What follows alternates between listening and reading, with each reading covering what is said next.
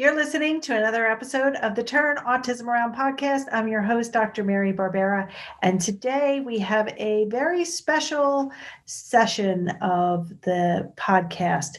We are doing our first hot seat, and this is kind of like a laser coaching, a case study. I am interviewing Emily Ransom, who is the mother of two children, and she has one son, Kash, with severe autism. He also has epilepsy, GI issues, and aggression. So, what we do is I interview Emily, but then I walk Emily through the 4 steps of the Turn Autism Around approach because Emily just started to read my new book and she has a history. She is actually finishing her master's degree in special education, and she has an undergrad in applied behavior analysis. So in this session, I'm not only interviewing Emily about her wonderful work at mamatakashasvoice.com and her writing, but I'm also walking her through the 4 steps of the Turn Autism Around approach so that we can help Kash do better in all areas. So I think it's a great episode. It's our first little hot seat, and it is going to be helpful for both parents and professionals. So let's get to the special session with Emily Ransom.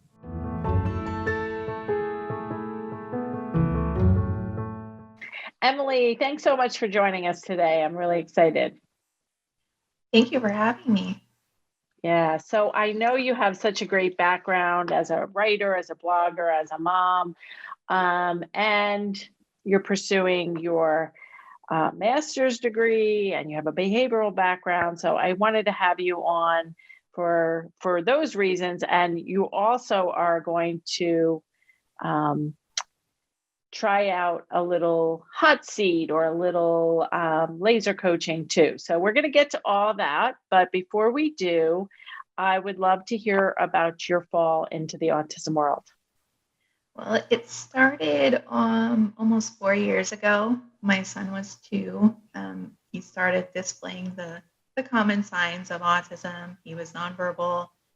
He flapped his arms. He was very socially awkward. He would not interact with others, very independent. He wanted to be by himself, wouldn't interact with toys or people, no eye contact.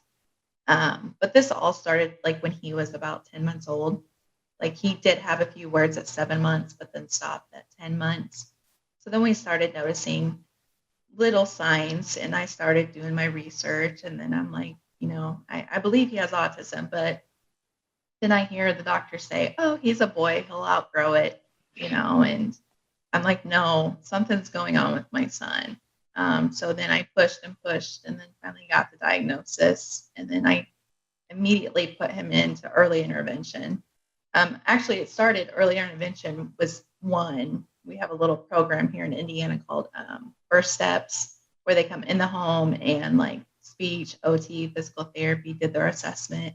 And we started speech and OT right away before we even got the diagnosis, because I just knew something was going on. Yeah, and you were a first-time mom at that point. Yeah. And so you didn't have any educational background at that point?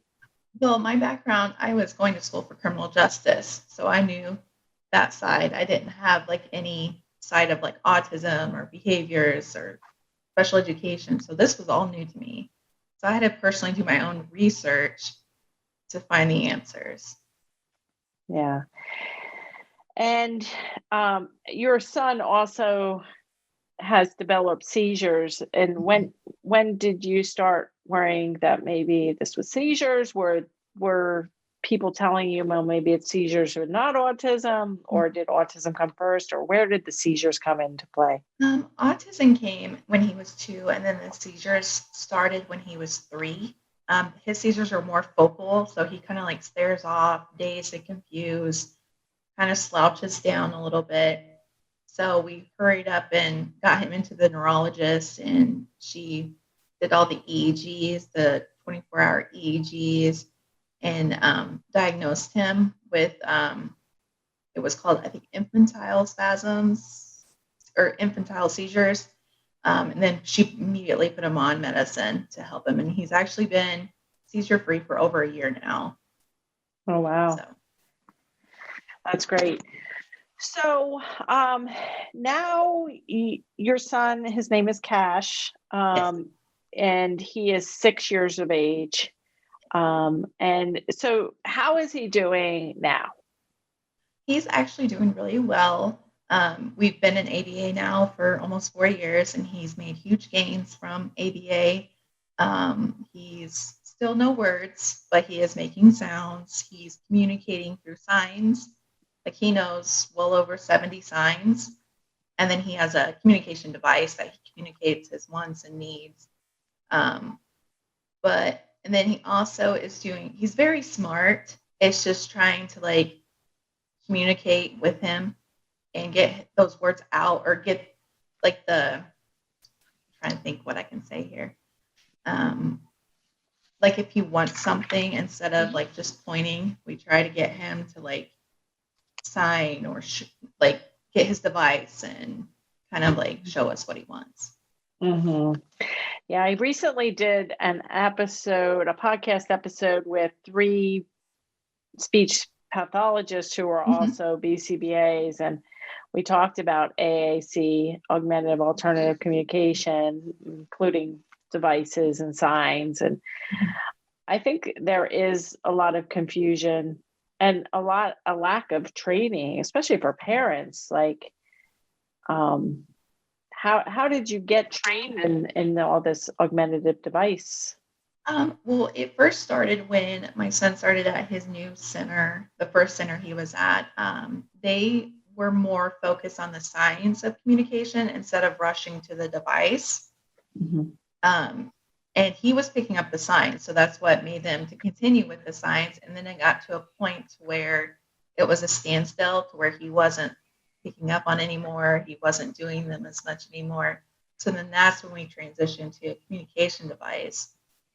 And we chose the Proloquo to Go app because it can be like specified for my son. Like we can put his pictures and his favorite things there, so he can tell us that way. We did have an assessment with a speech pathologist, and she recommended a different app, but we felt that it wouldn't work for our son. So we decided to go another path, and we're happy we did that because he does communicate with his device. Yeah. And your son is 6. Is he? Mm-hmm. How is he with his self-care skills, like potty and dressing? He still is in pull-ups. We've been trying to do the potty training, and it's just he's not a big fan of going to the bathroom because he has GI problems. So you have really had a journey with the whole medical piece. Yes. Much more so than most people that I've heard. So what I thought we would do, because you also said that your son has pretty significant aggression, and I had been following your work. What is your blog's name? It's Mama to Kash's Voice. Mama to Kash's Voice? Yeah. Okay. And that's mamatokash'svoice.com. Yes. mamatokash'svoice.com. And we will link that in the show notes. But, you do beautiful writing. And I mean, the journey that you've been on has been very different than many people's journeys. And you also made the decision to have another child, and you have a little girl now who's 8 months old. And she also is showing some concerning symptoms, or she's my son, he was diagnosed with abnormal muscle movement when he was a child by the neurologist. Like when he gets excited, like his arms get all stiff, his legs get all stiff. And then she got diagnosed with that as well. And then just like little repetitive behavior, like she'll move her head back and forth. The same thing my son did when he was younger. So just like little things we're kind of keeping an eye on, which it's hard to think that, I could possibly have another child with autism or special needs, but it's just I'm more prepared now. Like I've accepted it. If it happens, there's nothing we can change. All I can do is give her the help that, will make her better. Yeah. Do you have early intervention in for her now too? Not yet. We have to get a referral from like the pediatrician, and she'll be going in the next week or two. So hopefully we can get that referral, kind of see what's going on. Okay. Well, let's talk about you ordered my book. You're on chapter 2 now. You joined my book launch team, so that's how we connected. And I thought it would be helpful to the listeners out there, both parents and professionals, to take your son as an example. And as you read the book, and as people read the book or participate in my online courses, to kind of do a mini hot seat or a mini laser coaching. Not that I can really I can't legally, ethically give you any clinical advice on what to do exactly, but I do feel, I remember way back when I worked with the Verbal Behavior Project, we had Dr. Mark Sundberg come in, and we presented case studies in front of him. Now, we had the benefit of preparing the case studies, having videos, talking about the data collection. And I remember specifically, we presented this boy, I forget how old he was, maybe 8 or 10. We had his mom there, and we presented videos, and it was just a really eye-opening experience for me as a newer BCBA. This was probably a couple of years into me being a BCBA. And it was really helpful because he would point out things that I wasn't thinking of. Like, for instance, and I think we talk about this on Dr. Sundberg's interview when he did the podcast last year, I think. So we would, one of the examples of where he spotted something that really changed my whole way I was doing things is the video showed the teacher holding up 2 pictures, one in each hand. One was a banana, one was a shoe. And she'd say to this child, who was also not talking, he had pica, he had a lot of problems. And the teacher held up both of these cards and said, touch banana. And his receptive abilities were terrible. But part of it, why his receptive abilities were so bad, was because it's impossible to help or prompt or do a point prompt if your hands are full as the teacher. The other big thing he pointed out was the child needs to get scanning and matching down pat before you can really start really focusing on receptive ID. So that example alone was something that, to me, doing case studies or hot seats or laser coaching, and I think with the book, we can really help a lot of people by really just talking really big view of things that you might want to consider. You might not, because I don't know all the situations, but let's go through the 4-step Turn Autism Around approach and how that would relate to Kash. And the same 4 steps can also be used with your daughter, who may turn out to be typically developing and just, some delays. It doesn't matter. It could be used for a 10-year-old that's still not talking or talking just a little bit. It could be used for anybody. But I think your son, because he has the complications of all the medical issues, might be a good example to really help you as you proceed through the book. So the first thing I would say, whether or not you have the book, is to go to turnautismaround.com and to download a 2-page PDF that are the book resources.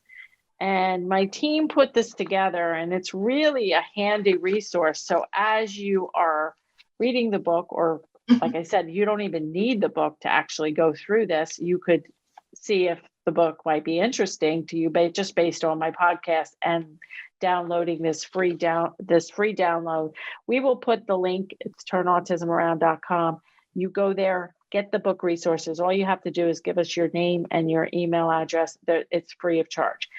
And you'll be able to read the first chapter, listen to the second chapter, and get all the forms that we're going to be talking about as we walk through how I would implement this with Kash. Okay, so the first step of the Turn Autism Around approach is assessment.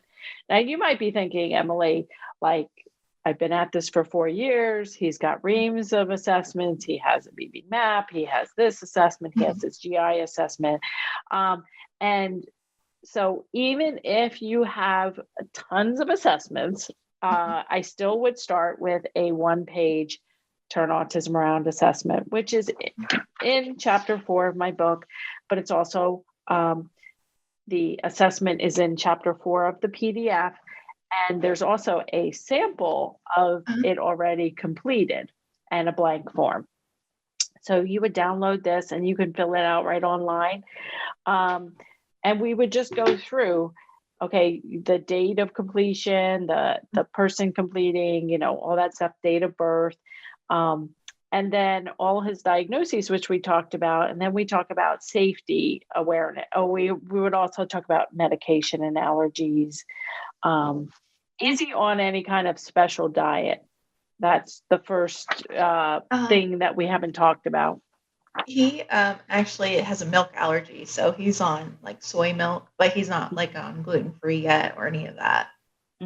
Okay. And then what about safety awareness concerns? Will he wander off? Will he go towards traffic or? Yeah, he has water? no awareness to danger. He'll elope from me. If we're out in public, I always have to have like my hands like holding his hand, because if he does get in a behavior, he'll just start running. He won't look for any sort of danger. We had to get here in Indiana, it's called Safety Net, which is like Project Lifesaver, and it's like a little ankle or wrist. We have one for him in case he were to elope. And then we also have a specialized bed for him. I don't know if you've heard of Beds by George.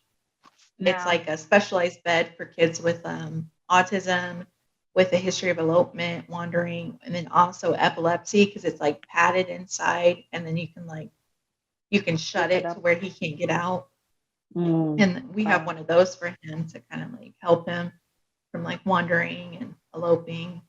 Yeah, it's so scary. Have you ever had to call the police because he's gotten away? No, thank goodness. But there's been times to where, like at my in-laws, they have a big pond and he's drawn to the water. He has taken off and ran towards the water, and my in-laws, they couldn't keep up with him, so he almost got into the water. So that was a really big scare. Is you have to constantly keep your eyes on him. And personally, I think like ages 6 to 10, 6 to 8, especially if they don't have language or understanding, is a really dangerous age. And so chapter 3 of my new book, Turn Autism Around, is all about safety. And in there, I tell the story of how one of my previous clients, I worked with him when he was little, I think he was 6.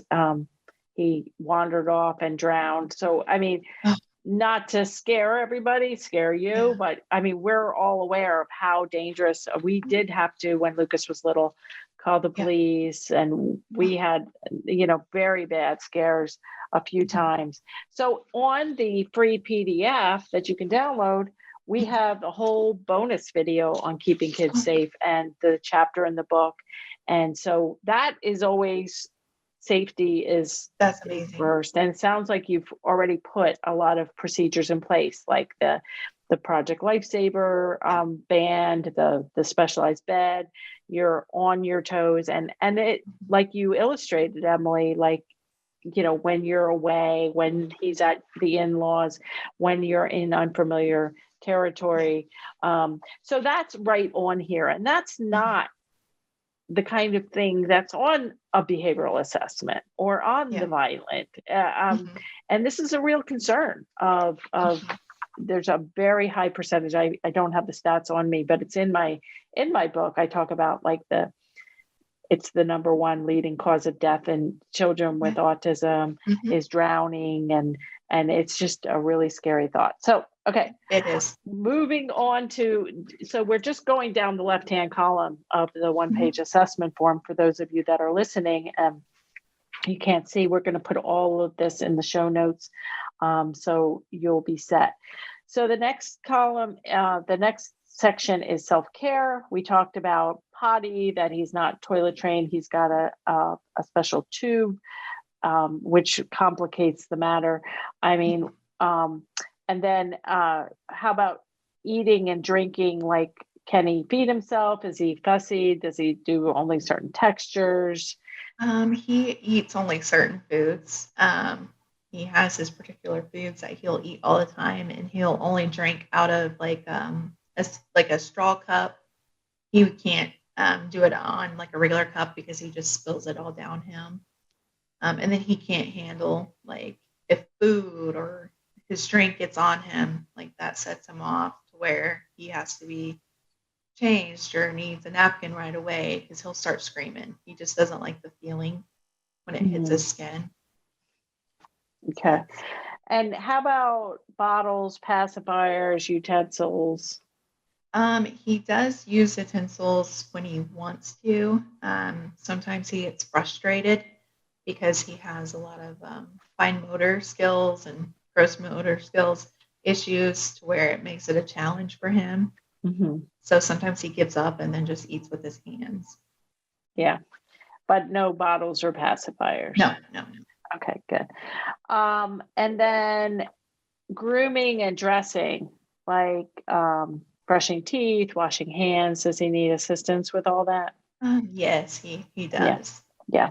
So in addition to the one-page assessment, as we're going through it, under self-care, we also, as part of the book, thanking Mark Sundberg for letting me recreate some of the self-care checklist. The self-care checklist is on the free PDF.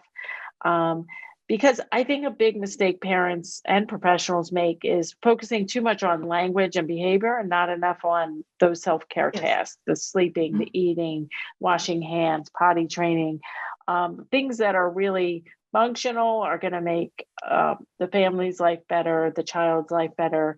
And my goal for each child, whether it's my two adult sons, one who's completely typical and one who has severe autism, and for your son and your daughter and everybody listening, my goal is for each child to be as safe as possible, as independent as possible, and as happy as possible, and reach their fullest potential. So you have already told us all of the actions you've taken and the, some of the actions you've taken that have been really good. So focusing on self-care, I think is an area that I'm hoping that with my new book and this 4-step approach, we're good with. So in addition, and I'm not going to go over everything in this form because that'll take forever, but basically the one-page assessment, then we go into how does he request? How does he label? Can he imitate echoics? Can he imitate gross motor? All of those things that you have really a snapshot of. And then the final question and you talked about his language a little bit. Yeah. You didn't really tell us much about the problem behaviors. So in the very last section of the one-page assessment is, please list any problem behaviors: crying, inattention, hitting, biting, lining up toys, stimming, scripting, and estimate the frequency, like 100 times a day, 10 times a week, 80% of the day. And just jot that down. So just in a nutshell, what are the big and small problem behaviors that Kash demonstrates? Well, when he gets frustrated, he can flop to the ground, roll around, he'll hit, he'll kick, he'll pull hair. His new one's starting to pinch and scratch you.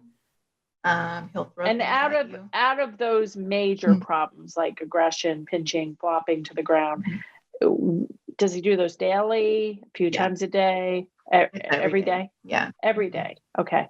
And a few times a day? Usually it's usually at night when he's in like ABA all day long. I don't know if it's just he's tired or frustrated. It happens probably over 20 times in a night. 20 episodes. Yeah, wow. And what about all day in ABA? Is he demonstrating major problem? He has non-compliance to where he doesn't want to do something that they're asking him to do, or he wants to go do what he wants to do. It's just the demands at ABA is a big thing for him. He does not like to be told what to do. Right. And do you get like somebody to come to your home and go to school and look at like the whole picture? No, or is it pretty much it's pretty much just school, and then home you're just kind of winging it? Yeah, like at our other center that we were going to, I was able to get parent training to where I could go in the center and work with them, and I really wish that his new center provided that. They didn't do in-home at the time, but now they do at his other center. So I kind of wish that his new center did that, like where they came in the home and to see the behaviors and to see how he acts and everything. Right. Because our biggest thing is, go ahead. No, I mean, you're pursuing almost finished a master's degree in special education, and you have a bachelor's in applied behavior analysis, and he's still having 20 episodes of aggression and flopping. Well, it's not, the 20 episodes are not like every single night. It's just probably, it's like every few days, I would say 20 times, but it's not every single day. Yeah. And I'm totally not blaming you. I'm just like, wow, like that's a lot for you to handle and a lot for you to try to navigate. So I would say, your safety and your problem behaviors, I mean, they go hand in hand. I think that us kind of talking about all the struggles, maybe helping somebody out there listening to maybe not feel so quite alone, but also because I am going to kind of walk you through how I would get things better. Because I mean, like I shared with you, like when Lucas was little, we did have to call the police. He did elope a few times to where, I mean, he could have died. Yeah. And he also had, at some points in his life, self-injurious behavior, aggression, whining, crying, non-compliance. But I can say that he has, his major problem behaviors are near zero levels. And some of that was figuring out the medical piece, and some of it was figuring out the behavioral piece, and some of it was probably luck. But I just don't want you or people listening to think that this has to be part of his autism, has to be part of his disability, that you just have to get used to it because he's 6 now. He's going to get bigger. He's going to get stronger. And I just want each child to be moving in the right direction. And maybe there'll be something I say or something that you read in my book after this is over that's really going to help you and others listening to move forward. Okay, so we're still on step 1 of the Turn Autism Around approach, which is that 1-page assessment, the self-care checklist, which has 4 parts. Then I also recommend in chapter 4, recording baseline videos of the child alone for 1 minute and the child, you trying to engage a child for 1 minute, and just as a baseline. And then we also do language samples. We have a language sample blank version, and you can also check out the sample. This is all discussed in chapter 4, but you did say that he says some sounds now, which is awesome. So what kind of sounds or even word approximations does he say? Well, he can say like moo, like with the M and stuff, and then O, just like. But sometimes he has issues with he's getting they're assessing for apraxia because they believe that he has that because he struggles, like he's trying, but he just can't get the words out. Yeah, or the sounds out. Many of my clients in the past have had apraxia with autism. And I actually did a podcast episode with Tamara Casper, who's a BCBA and SLP on apraxia. So we can link that in the show notes as well.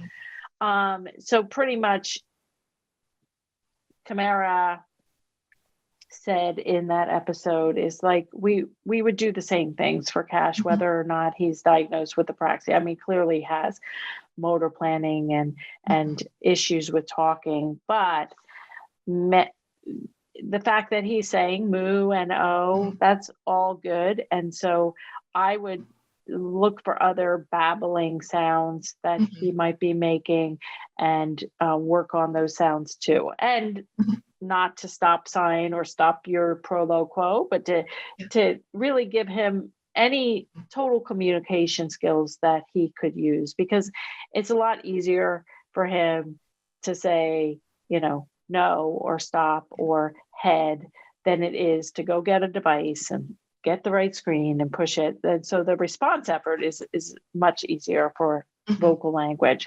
So it sounds like he might be saying some new sounds, which is super exciting. So that's all the assessment. Now, I'm a big believer in the baby map assessment. I have courses that show people how to do that and everything like that. But I'm also a believer in parents just doing the 4 steps easily. And then if you're ready, if you've got these 4 steps down, and if you have some professional help, because most people are not going to be able to just whip out the BB map and do it and know what to do to program. So that's step 1 is assessment. Step 2, do you have any questions, Emily, about step 1? Nope, that sounds good. And then also all the medical issues, and we can talk about that in step 4, so like how I would keep track of his seizures and problem behaviors and that sort of thing.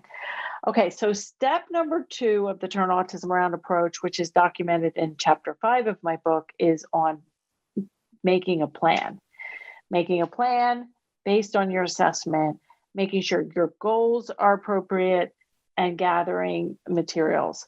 So we have a 1-page plan that's in the book and on the free PDF that you can download with a sample as well as blank. But basically, it goes over from your assessments, strengths and needs.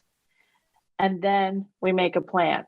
So my gut, now I don't have, I haven't been taking notes as I've been asking you these questions. So I'm a little like, okay.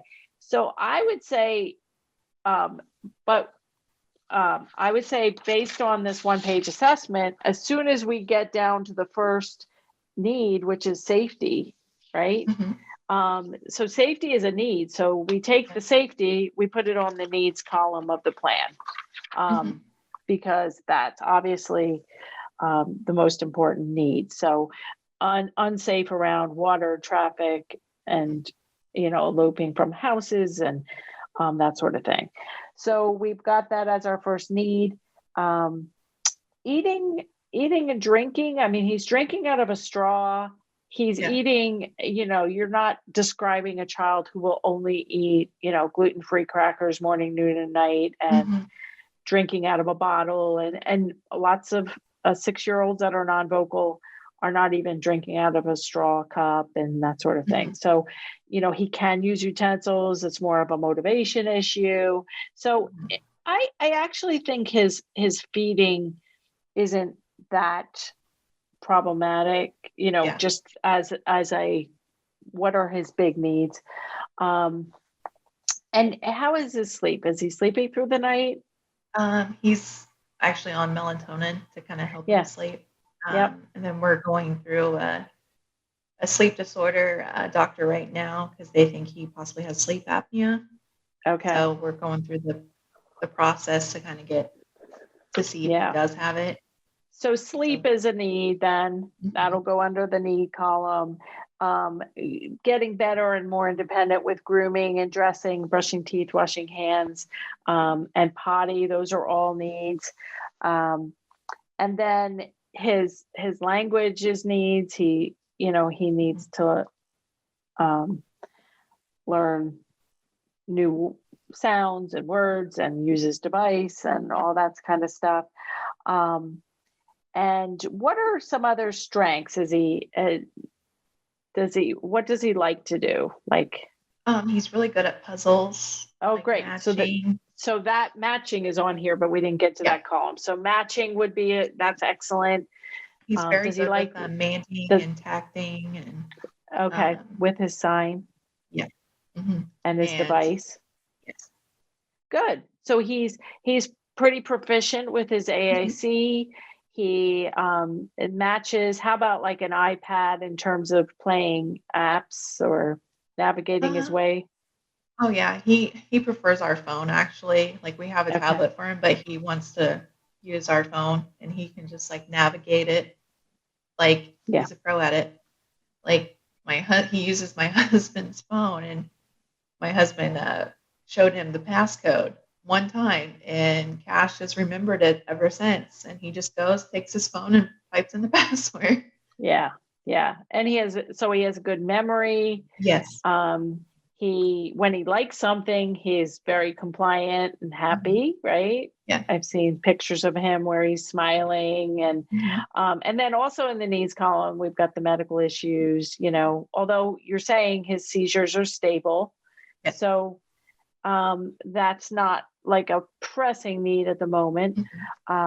So you can see how we line up his strengths and his needs. And you might think, well, don't we do that once a year as part of the IEP? But really, are we looking at all the areas here, not just school, especially when you've got your clinic and then you're not feeling like you're getting any real support at home for these big needs, big behavioral needs. And then, of course, a major need in addition to safety is his major problem behaviors of flopping to the ground and aggression and those sorts of things. So we put that there. And then we make a plan. Now, the teaching part, so step 3, so step 1 is assessment, step 2 is plan, step 3 is teaching. And I did do individual podcasts on all of these steps. So we're going to link those in the show notes as well. Hopefully we're not like overwhelming everybody listening. So step 3, we can't like tell people reading a book what to do in terms of actual teaching. But in general, we want to spend 95% of our time preventing problem behaviors. We want to give 8 positives to every negative. We want a child running to the table or to the desk to learn, or running to wash his hands because it's fun and he's good at it. And we want them running to use utensils. And so if they're not, then we have to go back to the drawing board to repair, to look at reinforcement, to make it a good situation. And that's obviously, it's the biggest step and it's the one we're going to talk least about, because I think if we can give the podcast listeners just a plan of, okay, let me download this free resource at turnautismaround.com. Let me do the 1-page assessment, which should only take you about 10 or 15 minutes to complete. Let me do the 1-page plan based on that assessment. Let me move things forward and start seeing things as a bigger picture to hopefully get your child better in different areas. And then the 4th step of the Turn Autism Around approach is keeping easy data. And I have done a video blog. It's on how to keep a calendar. And I think a calendar, especially for kids like Kash who have medical issues on top of behavioral issues, on top of doctor appointments, and this tube is placed and that seizure med is changed and this EEG is done. I don't know if you have something going like this, but with Lucas, for instance, we keep track of allergy shots, if he's on antibiotics or anything in red pen on this dedicated calendar for him.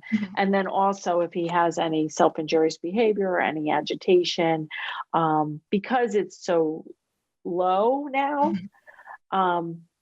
One of my just gut reactions, and I don't know if you're doing this, is, if Kash has a meltdown and says, he throws himself on the ground and then he kicks and then he pinches and it's all a part of the same tantrum, if you will, the same episode. Although if you counted them individually, you might have 10 or 20, different behaviors going on.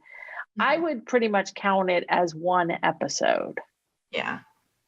So then, I didn't think about that. So whereas I was just counting them, so it would be less than 20 if you think about it. Right. If you're probably counting all the little stuff. Yeah, the little things, like he hits, that's one. If he kicks, so it'd be less than 20. I would think. Right. So, and then, because you're not supported at home by a behavior analyst or anything, it's easy to go like, oh, that night was a disaster, or, well, last night was a disaster, but you don't quantify it. You don't write it down. You don't. So that's why I feel like we should be writing, have a way to count. And usually when it's multiple things within an episode, I say, count that as like a major episode. Like if it involves flopping or any aggression, it's a major. If it's like more of a whine and, not quite a problem, that might be a minor episode. But first and foremost, I would try to get your major problem behaviors at or near zero. That's a good idea though. To keep track of what he does, how long it lasts. That is a good idea. Yeah, because otherwise you just are kind of chasing your tail. And also, I mean, we're not even talking about functions or what provokes it or what, and just simply because we don't have time for all that. But it's all outlined in chapter 6 is all outlined, all about problem behaviors. I talk about the calendar system. And I also have in chapter 6, a calendar data sample. And I really do use a physical calendar. I would recommend a physical calendar because if you do it on your phone, then you want your phone and that, it's just, and also with the physical calendar, you can look, I usually get a whole month's worth, you open it up, it's a whole month. And then when I go to doctor's appointments with Lucas, I can bring my calendar and I can open up and I can really quickly see what is going on medically and behaviorally.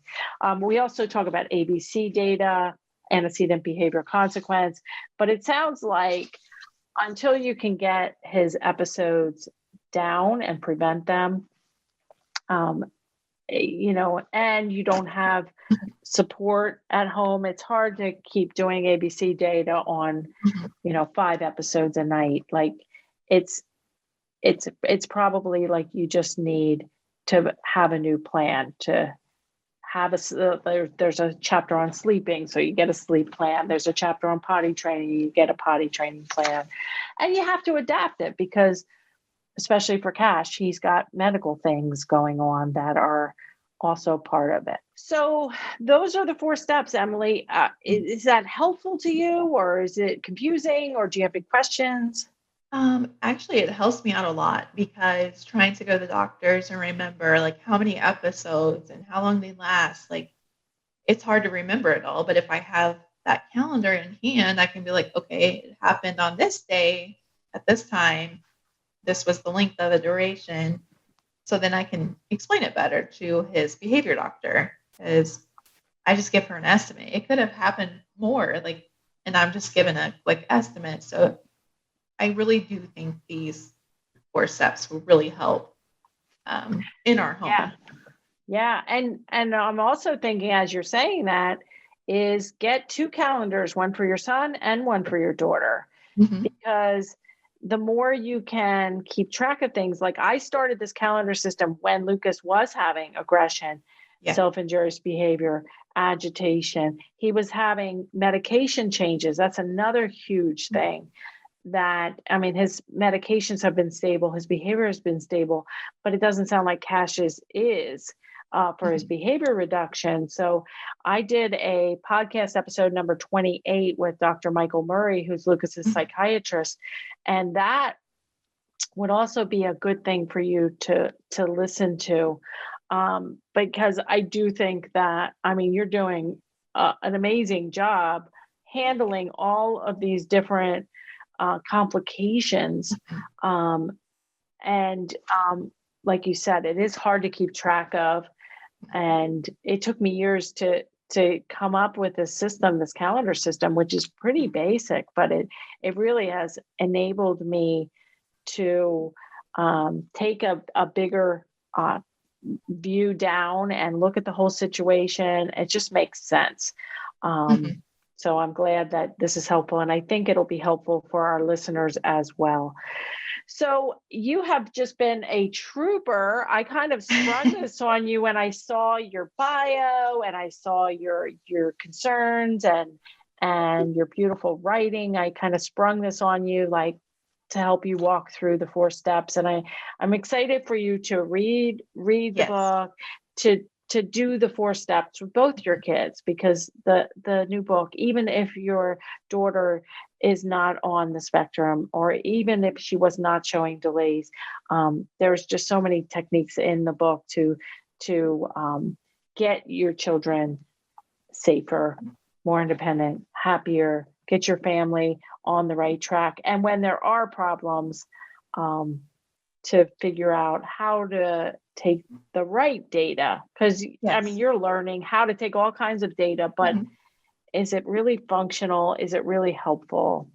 Well, I really think with your new book, the Turn Autism Around, I really feel like I wish I had something like this at the very beginning, because I was like searching for answers and how I can help him. And I had to do it on my own. Like, there was nobody that could guide me. And with this Turn Autism Around, I feel like you're helping parents, like, to where they don't have to, like, they're already, worried enough, and then kind of research, like, that takes up a lot of time. But this book is a really perfect guide, I believe, for new families going through it. Yeah, well, thank you. All right, so before we leave,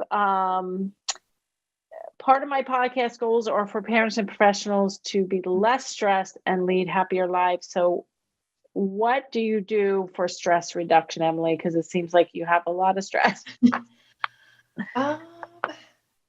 Actually, I try to do, like, self-care for myself. I'm really bad at not doing self-care. I always put myself last. But, like, I try to go, like, get my hair done, my nails done, and all that stuff, because I feel like every parent deserves it and needs it.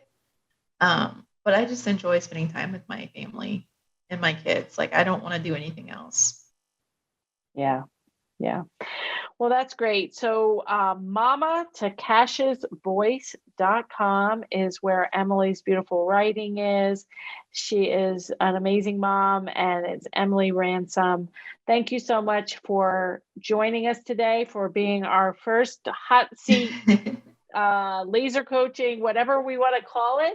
I hopefully it'll help people out there who have kids on the spectrum, have toddlers showing concerning signs, have kids with seizures. Whatever the situation is, we can always move forward. We can always get a little bit better and progress forward. So thank you so much for your time today, Emily. Well, thank you for having me on this. It's been really fun.